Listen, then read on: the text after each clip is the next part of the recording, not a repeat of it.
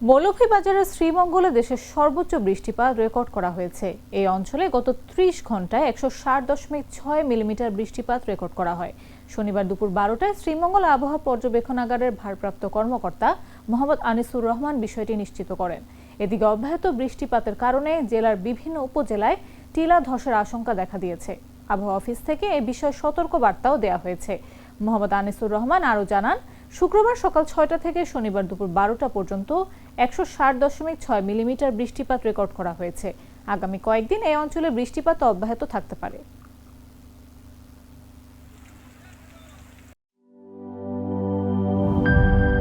সব সমস্যার সমাধান হবে এই সস্তা কেবল বদলে বিজলি কেবলস লাগালে। বিজলি কেবল, নিরাপদ আজীবন।